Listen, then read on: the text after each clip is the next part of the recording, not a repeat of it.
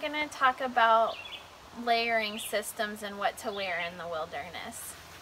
So first of all, packing clothing, you always want to bring lots of layers. And even in the south and even in spring and fall, you might need to have an extra few layers, as I found out one time hiking in the Pisgah Forest in May with a freak weather system. So you always want to bring your plenty of layers and know how to stay warm in case of hypothermia. So to start with, I have my base layers on here. And I always start with my base layers with icebreakers or Smartwool, something wool. So I have my long underwear, and this is always, if I'm in the winter, this will be on as my base layer underneath. And in the summer or in spring and fall, I bring these for sleeping clothes. As you'll see, I have no cotton materials except for my buff. That's the only cotton thing I have, because cotton kills. Cotton does not insulate when it's wet, whereas wool does still insulate and provide some warmth even when it's sweaty and wet or rainy and wet. So remember, always wear wool. Another cool little hack and trick is that I always keep my long underwear for sleeping in my sleeping bag inside a dry stuff sack, so that it should never ever come in contact with anything wet, and that I can always rest assured that when I go to sleep at night, I have something dry to wear. That's a great feeling when you've been in the rain all day, knowing that you have at least one thing warm and dry to wear at the end of the day. So this is a light base layer. If I were out in the winter or fall and it was going to be pretty chilly, I'd also bring a heavier wool base layer as well. This is a Smartwool as well. It's a little bit heavier than this thin one that I'm wearing. So depending on what time of year you go out, you might want a heavier base layer or an extra wool shirt. I have my hat for at nights when it gets cold. Even here in Minnesota in the summer nights, it can get chilly with a cold rain. So it's always, if you need a little extra something, you know, as the saying goes, you lose most of your heat from your head, so wearing a hat when you sleep can be a helpful way to insulate. And then I always also, unless I'm hiking in the desert in summer or the southern Georgia Appalachian Trail in summer, I always bring a pair of gloves as well, just in case, because you never know. If you're up here in the north or in the mountains and you're in a cool, cold rain, a pair of hat and gloves can be a lifesaver. Alright, so next I have my hiking pants. So I have a pair of synthetic, this is just synthetic material that I would layer over my long underwear. Okay, next layer, this is a Marmot lightweight jacket that I would wear on a cool day. And again, as the saying goes, always start cold when you're hiking, because if you start warm, then you're going to start sweating really fast.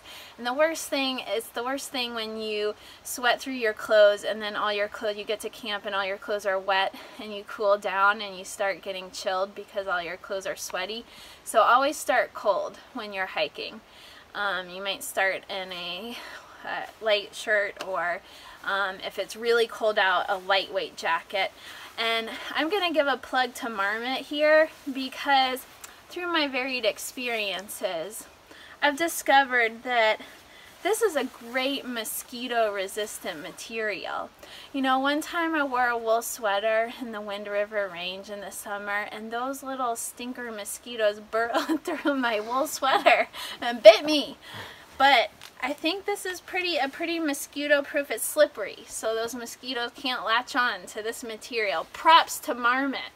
So we talked about this lightweight jacket, which is good for coolish weather, or bringing in the summer when you know it's not going to get super low temps, but you might need a little something around the campfire at night.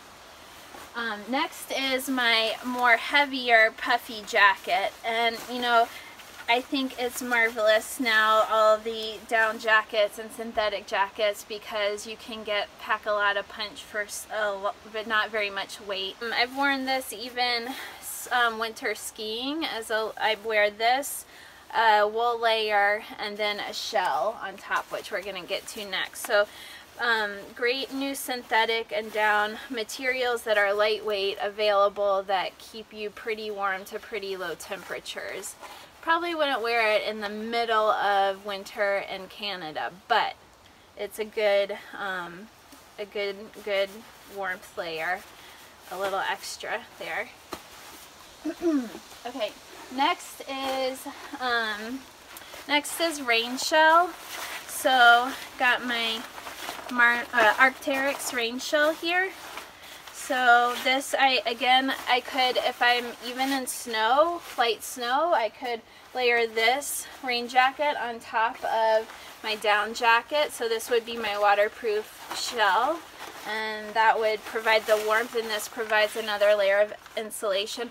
Always, always, always, unless you're like hiking in the desert or something, you always want to have your rain gear, because staying dry is critical against hypothermia. So have my rain shell, and also a good pair of rain pants is also critical as well for staying warm and insulated and not hypothermic. So I have my Black Diamond rain pants here.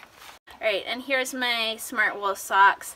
Right now I'm wearing Chacos, so I'm not gonna demonstrate sock layer, but bring 2 pairs of these on any trip.